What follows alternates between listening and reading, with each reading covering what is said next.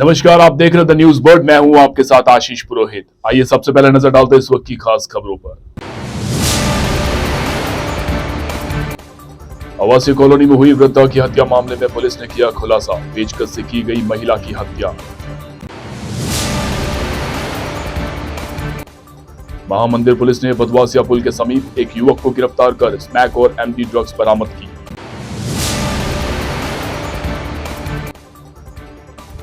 जोधपुर जिला प्रशासन ने क्रिकेटर रवि बिश्नोई को लोकसभा चुनाव ब्रांड एम्बेसडर नियुक्त किया।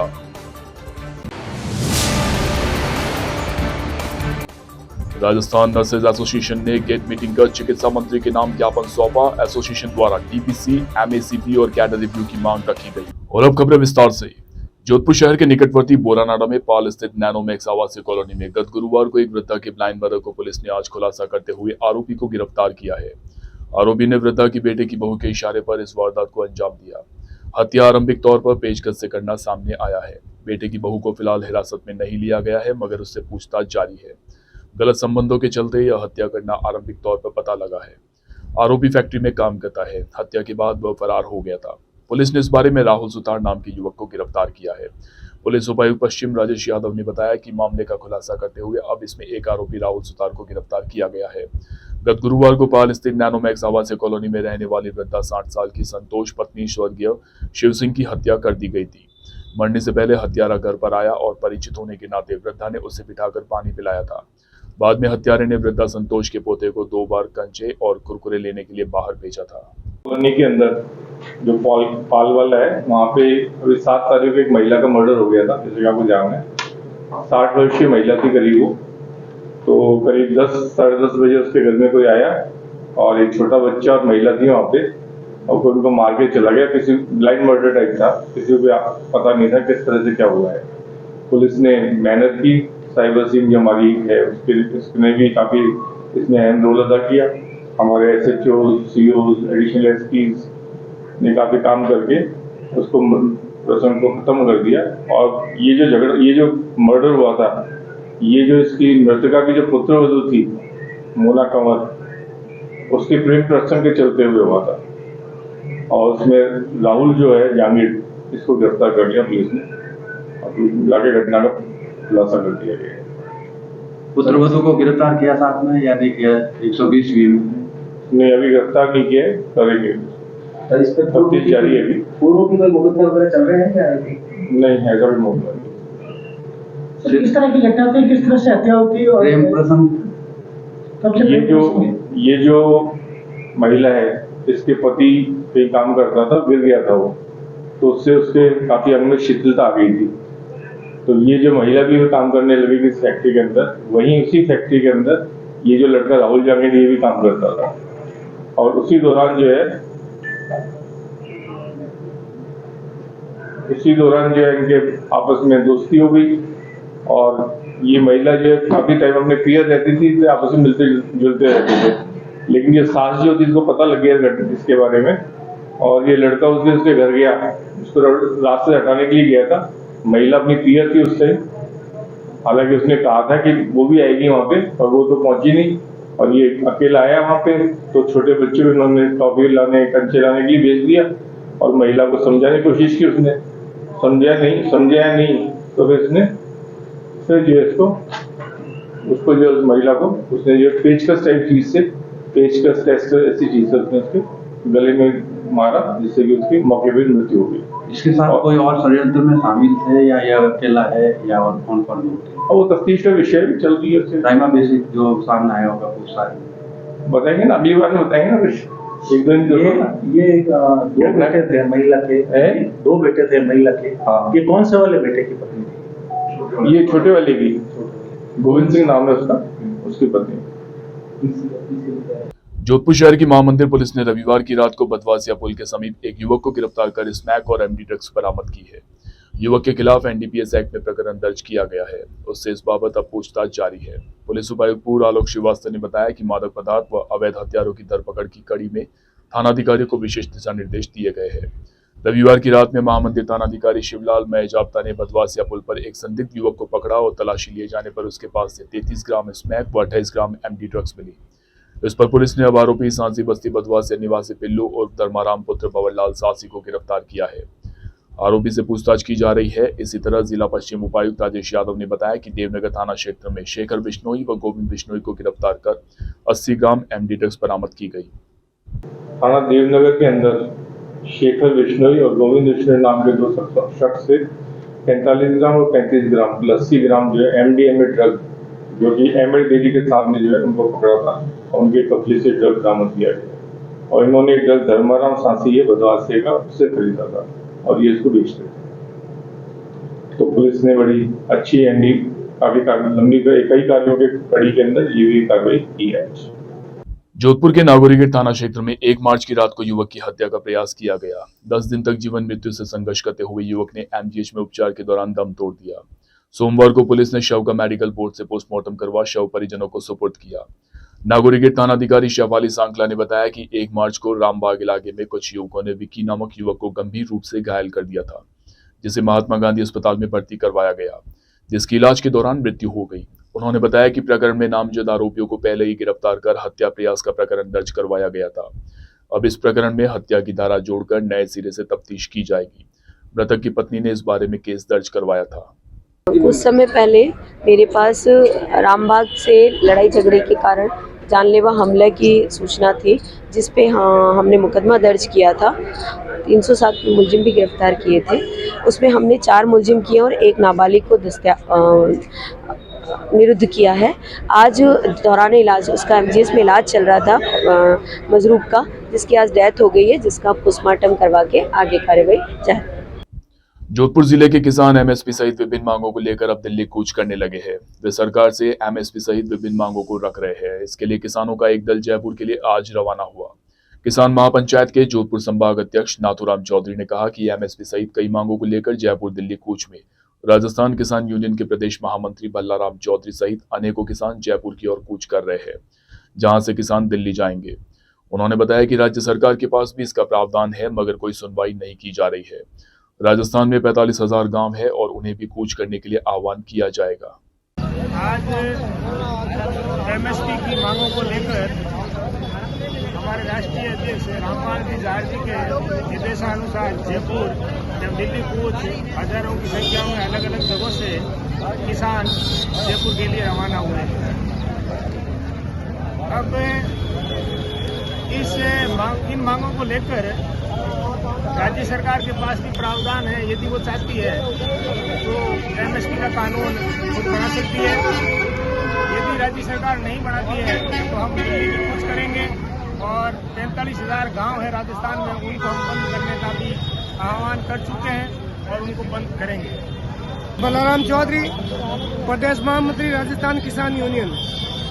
एमएसपी की मांग को लेकर दिल्ली बॉर्डर पर जो किसानों का आंदोलन चल रहे हैं, उनका हम आज जोधपुर से हजारों की संख्या में किसान समर्थन करने के लिए अलग अलग जगहों व मार्गों से दिल्ली रवाना हो चुके हैं। यह हमारा अंतिम जत्था अब रवाना होने जा रहा है। प्रदेश के बीकानेर जिले में हाईकोर्ट की वर्चुअल बेंच की स्थापना के विरोध में आज जोधपुर स्थित राजस्थान हाईकोर्ट की मुख्य पीठ में वकीलों ने स्वैच्छिक न्यायिक कार्य बहिष्कार किया।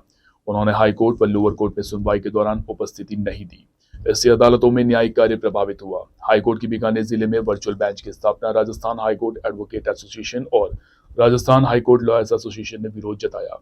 दोनों एसोसिएशन के आह्वान पर जोधपुर में हाईकोर्ट की मुख्य पीठ व अधीनस्थ अदालतों में हड़ताल रखी गई। अधिवक्ताओं ने आज न्यायिक कार्यों का बहिष्कार किया। ऐसे में कोर्ट में चल रहे केस की सुनवाई प्रभावित हुई व कोर्ट के अन्य कार्य नहीं हुए। मैं यही कहना चाहूंगा कि एक तथ्य की जानकारी अपने को होनी बहुत आवश्यक है कि मुद्दा है क्या बेंच जारी है, वर्चुअल कोर्ट जा रहा है, क्या वो प्रपोजल कहीं पर किसी भी जगह लंबित है अथवा नहीं है।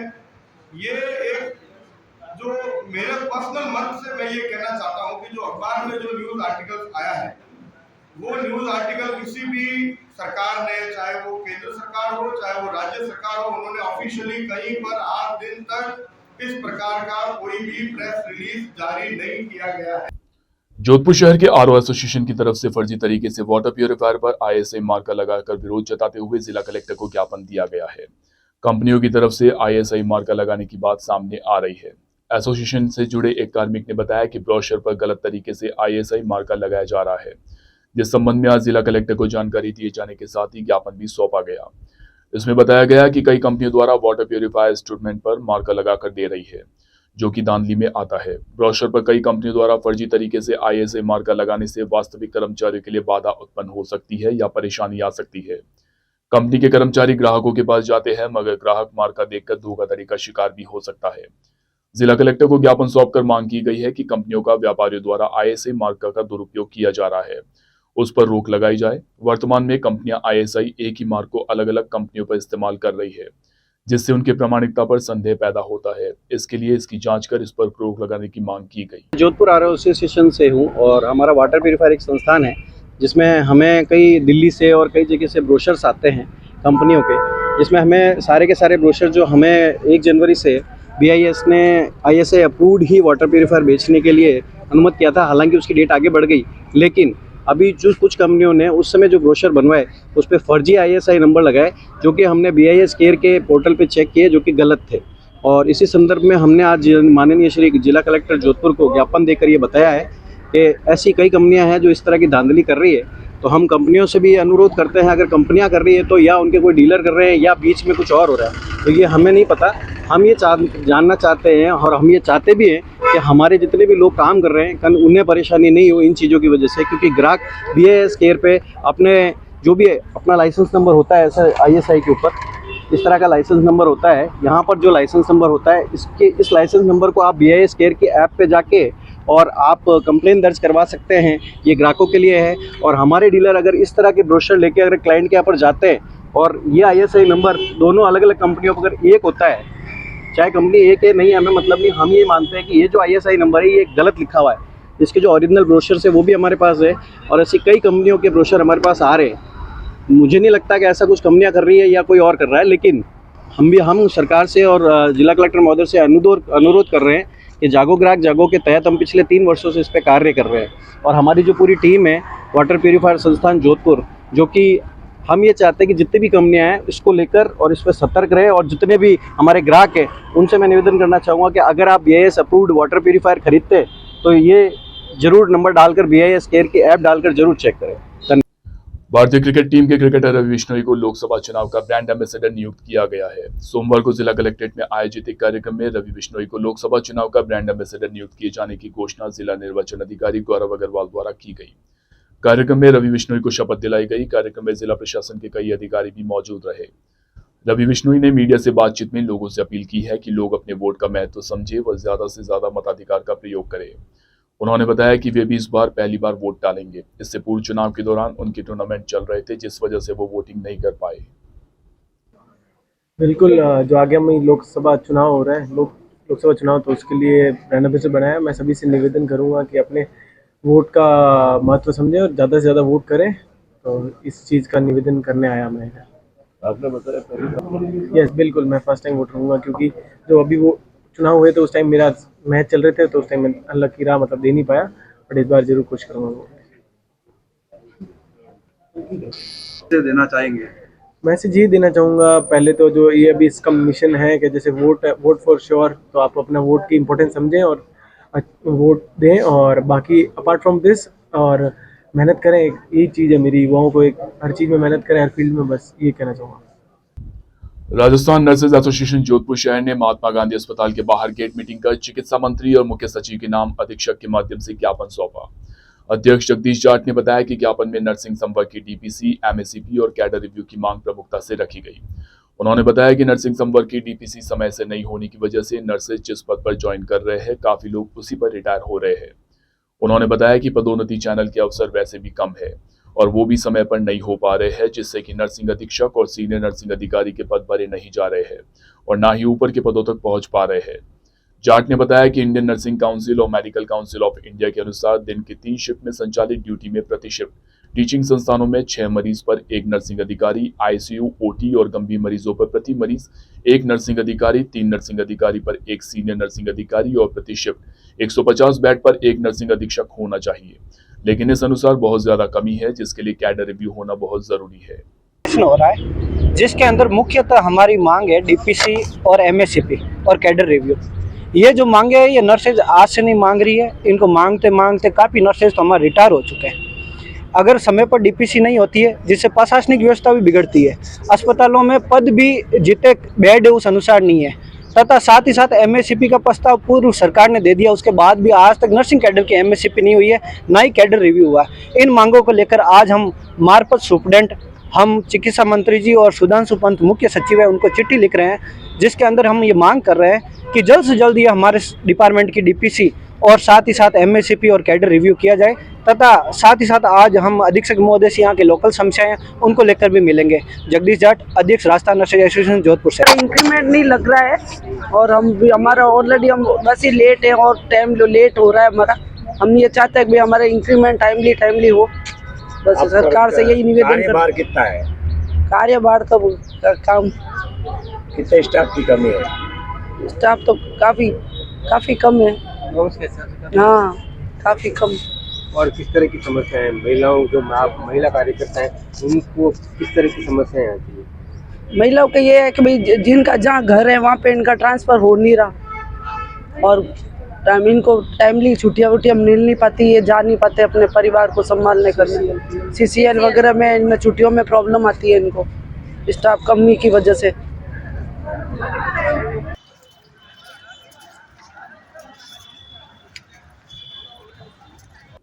जोधपुर शहर के उम्मेद अस्पताल में महिला सफाई कर्मियों द्वारा सोमवार को फिर से हड़ताल की गई। कुछ दिन पहले भी अस्पताल की महिला सफाई कर्मियों ने कार्य रोककर बहिष्कार किया था, मगर उनकी मांगों पर अब तक सुनवाई नहीं हो पाई है। महिला सफाई कर्मियों ने बताया कि उनकी सफाई का ठेका किसी और को दे दिया गया है। कम रेट पर ठेका दिए जाने से उनकी खुद की आय में कमी आ जाएगी। पहले से ही कर्मचारियों को भुगतान समय पर नहीं दिया जा रहा है, तो अब 150-200 कर्मचारियों को भुगतान कहां से लाकर दिया जाएगा।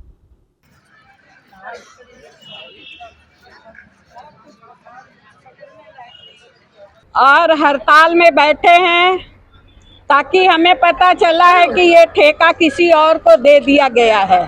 अभी तक हमने उसको काला गोरा किसी ठेकेदार को नहीं देखा और न कुछ आया है। और ये सुनने में आया है कि इनको कम पैसे में रेट पे इनको ठेका दिया गया है, जब यही ठेकेदार पहले टोली मैन और इनके सब है कर्मचारी, तो उनको ही वो पूरा पेमेंट नहीं देता है, तो हमारे 150-200 कर्मचारी को ये कहाँ से देगा। इस वजह से हमने ये ठेके को सुन के हड़ताल किया है। और ये ठेका देने वाला हॉस्पिटल प्रशासन है। प्रशासन तो अभी कह रहा है कि 2 महीने 3 महीने के लिए दिया हूँ, 2-3 महीना तो ये अपना पैर जमा लेगा। इसके बाद से हमारे कर्मचारी के साथ क्या होगा इसका कोई निर्णय नहीं लेने वाला है। हमारी मांग यही है कि हमारा PFSI चाहिए और पेमेंट बढ़ा हुआ मिलना चाहिए। और ये ठेकेदार कम पैसे में कम रेट में लिया है तो ये कहाँ से देगा। जहाँ 20 लाख का पेमेंट उठता है वहाँ इसको 17 लाख का पेमेंट उठेगा, तो ये 3 लाख कहाँ से। जोधपुर सर्व ब्राह्मण समाज की ओर से आज पहली बार प्रदेश स्तरीय सामूहिक विवाह समारोह कमला नेहरू नगर स्थित आदर्श विद्या मंदिर केशव परिसर में आयोजित किया गया। इस विवाह सम्मेलन में 11 जोड़े परिणय सूत्र में बंधे। पहली बार हुए प्रदेश स्तरीय विवाह समारोह को लेकर समाज के लोगों में काफी उत्साह नजर आया। आयोजन समिति के नतमल पारीवाल ने बताया कि सुबह जूना खेड़ापति हनुमान मंदिर से घोड़े और बैंड बाजे के साथ बारात रवाना हुई। सजे धजे दूल्हे घोड़ी पर बैठकर बैंड की मधुर धुन के साथ विवाह स्थल तक पहुंचे। कार्यक्रम में दूल्हे के लिए भी ड्रेस कोड निर्धारित की गई। शादी में दूल्हों ने बिना जूतों के फेरे लिए, वहीं सिंगल यूज प्लास्टिक का उपयोग नहीं किया गया। इस दौरान रास्ते में बारात का विभिन्न स्थानों पर सर्व समाज की ओर से स्वागत किया गया। समाज के वरिष्ठ नेता और पूर्व महापौर घनश्याम ओझा ने बताया कि समाज की ओर से यह ऐतिहासिक पहल की गई है। इस समारोह में विवाह बंधन में बंधने वाले सभी जोड़ों को सुखी जीवन की हार्दिक शुभकामनाएं और मंगल कामनाओं के साथ ही घर गृहस्थी का सामान भी उपहार में दिया गया। इस अवसर पर एडवोकेट हस्तिमल सारस्वत, सत्यनारायण रेणवा, देवेंद्र शर्मा, विष्णु आबोटी सहित ब्राह्मण समाज के गणमान्य लोग मौजूद रहे।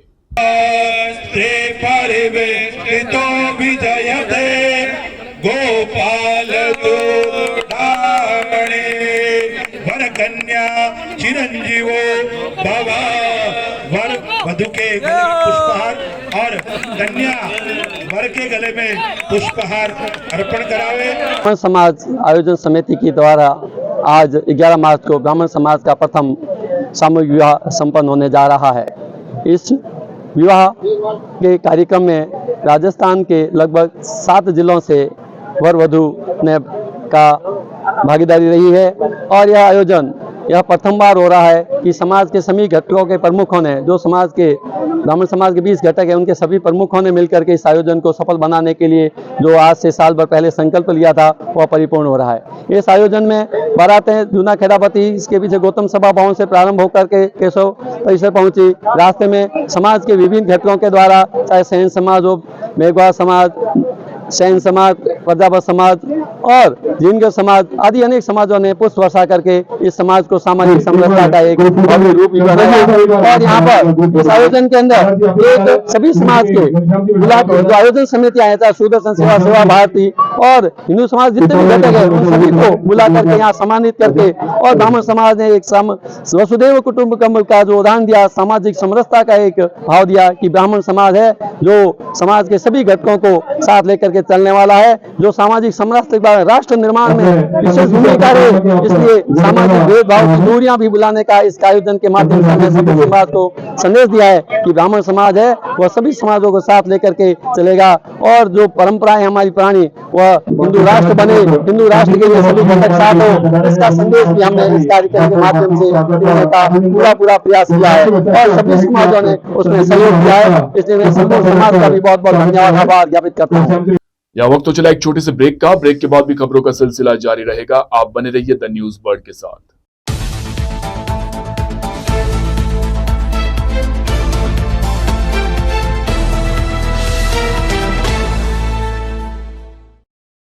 बाईजी का तालाब स्थित श्री विश्वकर्मा मंदिर में श्री विश्वकर्मा जांगीर पंचायत के अध्यक्ष वासुदेव बूडल व मंदिर कमेटी के पूर्व अध्यक्ष रामेश्वर लाल की अध्यक्षता में मंदिर कमेटी की नई कार्यकारिणी का गठन किया गया।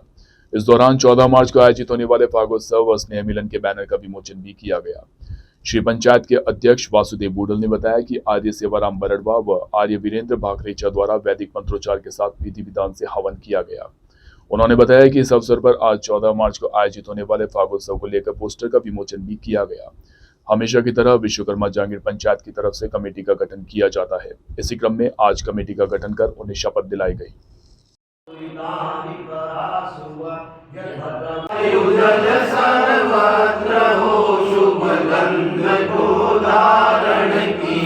हमेशा की तरह विश्वकर्मा जांगीर पंचायत द्वारा मंदिर कमेटी का गठन किया जाता है, उसी प्रकार वर्तमान में मंदिर कमेटी का गठन कर पदाधिकारियों को शपथ दिलवाई।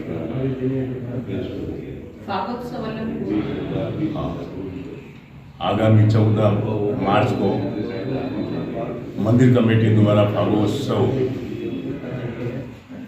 का भी कार्यक्रम आयोजन किया जाएगा, जिसमें सभी समाज बंधुओं को ज़्यादा से ज़्यादा तादाद में पधार कर इस फागोत्सव आयोजन को सफल बनाए।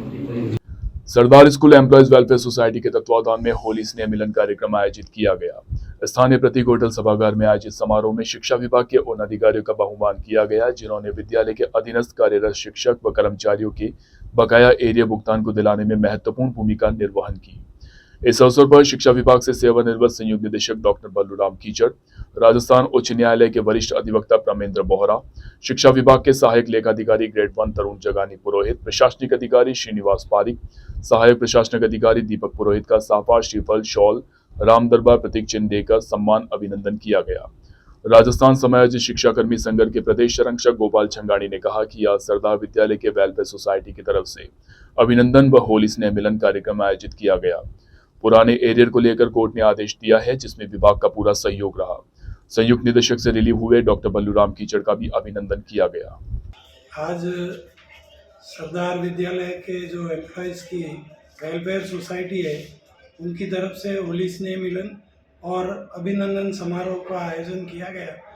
अभी हाल ही में हमारा एक हाईकोर्ट से आदेश पारित हुआ, जिसमें हमारे पुराने एरियर्स को लेकर वो आदेश था और उसमें विभाग का पूरा सहयोग रहा और हम सभी को हमारे 2011 से पूर्व के 6 पे कमीशन और सिलेक्शन ग्रेड और अन्य जो परिलाभ मिलने शेष थे, अभी तक 12 वर्ष से हम संघर्ष कर रहे थे और उसकी परिणति में अब जाकर वो हमें परिलाभ प्राप्त हुआ है।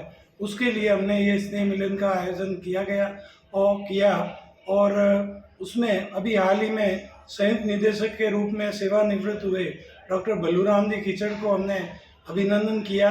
वो हमारे पूर्व के सरदार स्कूल के साथी रहे और उसके पश्चात जो हमारे विभाग के प्रतिनिधि के रूप में जो WO साहब हैं, श्री तरुण जी जगानी पारिक साहब और दीपक जी पुरोहित, इनका भी हमने अभिनंदन किया क्योंकि इस पूरे एरियर के परिलाभ में दिलाने में आपकी बहुत ही महत्वपूर्ण भूमिका रही और हाईकोर्ट से आदेश को पारित करवाने में हमारे जो वरिष्ठ अधिवक्ता रमेंद्र जी बोरा साहब, उनका भी हमने अभिनंदन किया क्योंकि उनकी भी ये आदेश को करवाने में बहुत ही महत्वपूर्ण भूमिका रही।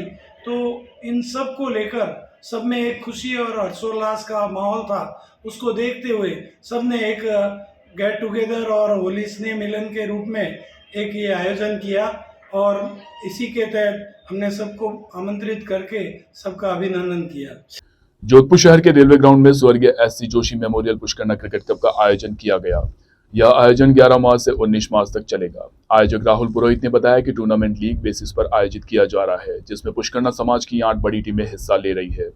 इसमें IPL वाला फॉर्मेट बनाकर खेल का आयोजन किया गया है। इस टूर्नामेंट से युवाओं को नया प्लेटफॉर्म मिलेगा। वहीं रोहित मूथा ने कहा कि घर पर लाइव देखने वाले मैदान पर आए और खिलाड़ियों की हौसला अफजाई करें। इसके लिए उन्होंने समाज के लोगों से अपील भी की। इस दौरान पूर्व जिलाध्यक्ष जगत नारायण जोशी, समाज सेवी आदर्श शर्मा आदि मौजूद रहे। नमस्कार आप सभी को। ये टूर्नामेंट जो आप देख रहे हैं railway ground old railway stadium में चल रहा है, ये दूसरा सीजन है SC memorial late Shri Subhash Chandra memorial cricket tournament, जो लीग बेसिस पे हमने पहले प्लेयर्स ऑक्शन वाला IPL वाला पूरा सिस्टम फॉर्मेट बना के प्लेयर्स का ऑक्शन किया। 8 बड़ी टीमें इस टूर्नामेंट में हिस्सा ले रही है पुष्करणा ब्राह्मण समाज की। तो उसको पूरा ऐसा फॉर्मेशन हमने किया है कि नए जो यंग प्लेयर्स हैं उनके लिए एक अच्छा प्लेटफॉर्म हो और साथ में वो बड़े और जो एक्सपीरियंस प्लेयर्स टूर्नामेंट में खेल रहे हैं, जैसे कि Devdutt trophy, Dilip trophy, Ranji trophy खेले हुए प्लेयर और करंट रणजी प्लेयर्स भी इस टूर्नामेंट में खेल रहे हैं, उनके साथ में खेलने से उनको एक्सपीरियंस मिलेगा, उनके लिए बड़ा प्लेटफॉर्म होगा। और आने वाले समय में शायद वो भी इन सभी बड़ी प्रतियोगिता में हो सकता है। शायद जोधपुर जैसे रवि ने खेले हैं, वैसे ही हमारे समाज से भी कोई अच्छा खिलाड़ी हमारे देश को रिप्रेजेंट करे। वैसे अभी जितने भी बड़े बड़े एक्सपीरियंस प्लेयर खेल रहे हैं उनके पास बहुत अच्छा एक्सपीरियंस भी है और जो टूर्नामेंट आप देख रहे हैं उसमें इतने अच्छे स्पॉन्सर्स ने हमको सपोर्ट किया है, उसी वजह से ये इतना विहंगम दृश्य स्पोर्ट्स का आपको देखने को मिल रहा है क्रिकेट का। हम अपना पूरा प्रयास कर रहे हैं कि हमारे स्पॉन्सर्स जो हमारे साथ में जुड़े हैं उनको पूरा उनका वेटेज वैल्यू मिले उनको पूरा, और जितने प्लेयर्स खेल रहे हैं उनके लिए एक अच्छा माहौल हमने देने का प्रयास किया है। मैं बस अपील करना चाहूँगा सभी दर्शकों से जो घर पे बैठ के लाइव देख रहे हैं वो एक बार यहाँ पे भी आए, स्टेडियम में आए, यंग खिलाड़ियों का हौसला अफजाई करें, मैनेजमेंट का हौसला बढ़ाए। आप आएंगे, आप यहाँ पे और बेहतरीन तरीके से देखेंगे और यंगस्टर्स जो है वो भी, उनको भी बहुत अच्छा लगेगा। उनके लिए बाहर भी कोई लोग बैठे हैं, देख रहे हैं, सपोर्ट कर रहे हैं। Thank you. ये कितना दिन चलेगा टूर्नामेंट? ये टूर्नामेंट 11 तारीख का आज स्टार्ट हुआ है, जो जिसका फाइनल होगा 19 तारीख को। आपका परिचय? मैं रोहित मूथा, मैं मैनेजमेंट टीम का एक हिस्सा हूँ, जिसमें हमारे अमित जोशी जी, अभिषेक बोरा, अरविंद पुरोहित। जोधपुर के सरदारपुरा नेहरू पार्क के पास स्थित गणगौर गार्डन में आगोतर सुधार मंडली की ओर से फागोत्सव व स्वरुचि भोज का आयोजन हुआ। मंडली की मंजू जवर ने बताया कि इस दौरान संत मनोहर दास शास्त्री, पंकज जांगीर व मंजू डागा द्वारा होरिया प्रस्तुत की गई, जिन पर राधा कृष्ण की झांकी बनी महिलाओं के साथ मंडली के सदस्य और भक्त पुष्प होरी खेलते हुए थिरकते लगे फाल्गुन मस्ती में सराबोर नजर आए। सभी का आयोजन समिति द्वारा सम्मान किया गया, साथ ही सभी ने स्वरुचि भोजन का लुत्फ उठाया।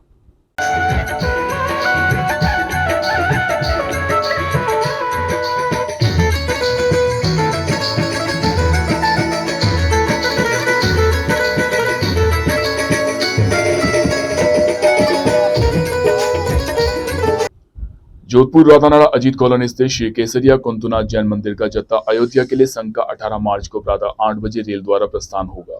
तीर्थ के प्रवक्ता दिलीप जैन ने बताया कि यात्रा में स्त्री, पुरुष व बच्चे सहित 50 सदस्यों का संघ रवाना होगा। यात्रा को सुगम, सुव्यवस्थित व सफल बनाने हेतु संघ सदस्यों की मीटिंग आहूत की गई। तीर्थ के अध्यक्ष राजरूप चंद मेहता ने बताया कि यात्रा को सुव्यवस्थित रूप से संचालित करने के उद्देश्य से आहूत की गई बैठक में यात्रा संबंधी विभिन्न पहलुओं पर विचार विमर्श किया गया। सफल आयोजन को लेकर संघ सदस्यों को अलग अलग जिम्मेदारी सौंपी गई।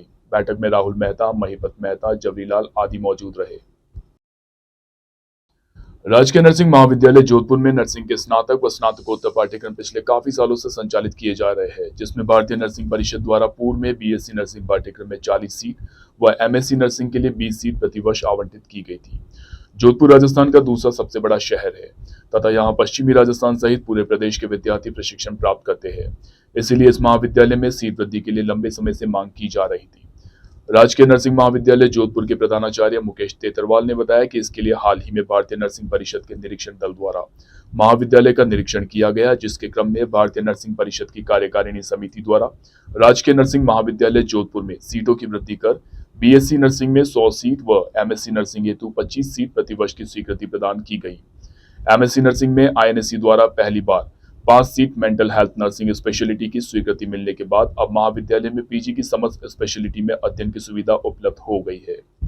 राजकीय नर्सिंग महाविद्यालय जोधपुर जो लगभग पिछले 12 सालों से संचालित किया जा रहा है, जिसमें बीएससी, एमएससी और पोस्ट बेसिक बीएससी नर्सिंग के समस्त कोर्सेज को यहाँ पे संचालन किया जा रहा है।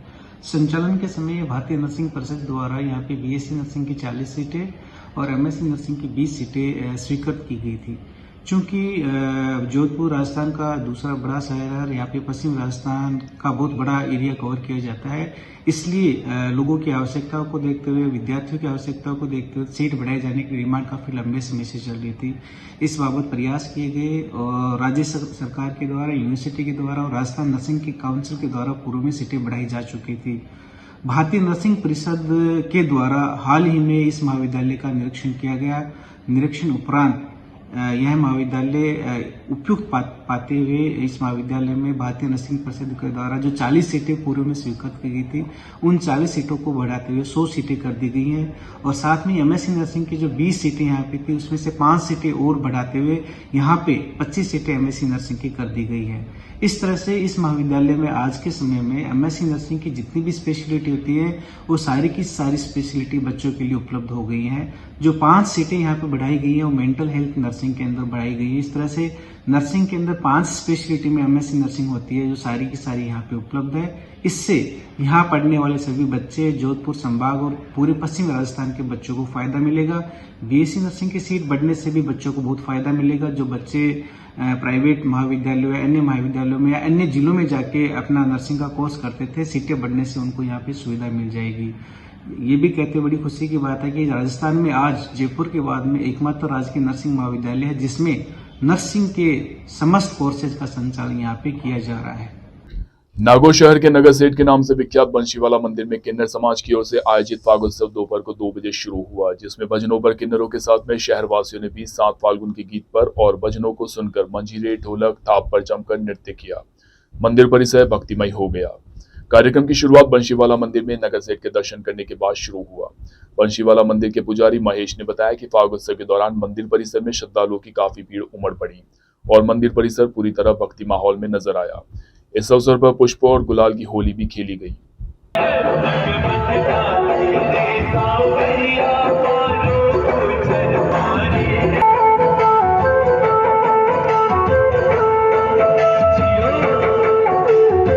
हम लोगों को बहुत अच्छा लगा कि इतने सारे आदिवासी आए, हमारे जो हमने प्रोग्राम करा उसका उत्साह बढ़ाया, हमको दिया। बोलो नगर सेठ बंसी वाले की जय। आप दीवाना की हूँ, मेरा नाम खुशी बाई है, हम बाई हैं, बाई जी हैं, हम लोग सब रागनी बाई के चले वो नागौर जिले के अध्यक्ष हैं। हम लोग सब नागौर दीवाना लाडू। भारत निर्वाचन आयोग व राजस्थान राज्य निर्वाचन विभाग के निर्देशानुसार जिला निर्वाचन कार्यालय नागौर द्वारा स्थापित स्वीप प्रकोष्ठ की ओर से मतदाता जागरूकता के लिए व्यापक प्रयास किए जा रहे हैं। इसी के साथ जिले के स्वीप शुभंकर राजहंस का अनावरण जिला निर्वाचन अधिकारी अरुण कुमार पुरोहित व जिला परिषद सीईओ व स्वीप नोडल रणजीत सिंह गोदारा ने किया। जिला निर्वाचन अधिकारी पुरोहित ने कहा कि स्वीप शुभंकर राजहंस के माध्यम से मतदाता जागरूकता का यह पुनीत कार्य जन जन को लोकतंत्र के इस महापर्व में अपनी भागीदारी सुनिश्चित करने के लिए प्रेरित करेगा। और आइए अंत में एक बार फिर से नजर डालते इस वक्त की खास खबरों पर। आवासीय कॉलोनी में हुई वृद्धा की हत्या मामले में पुलिस ने किया खुलासा, पेचकस से की गई महिला की हत्या। महामंदिर पुलिस ने बदवासिया पुल के समीप एक युवक को गिरफ्तार कर स्मैक और एमडी ड्रग्स बरामद की।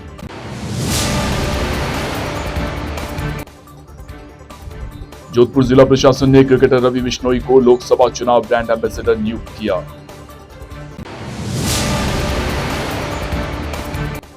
राजस्थान नर्सेज एसोसिएशन ने गेट मीटिंग कर चिकित्सा मंत्री के नाम ज्ञापन सौंपा। एसोसिएशन द्वारा डीपीसी, एमएसीपी और कैडर रिव्यू की मांग रखी गई। अभी के लिए फिलहाल इस बुलेटिन में इतना ही। प्रदेश की और खबरें जानने के लिए आप बने रहिए द न्यूज बर्ड के साथ। नमस्कार।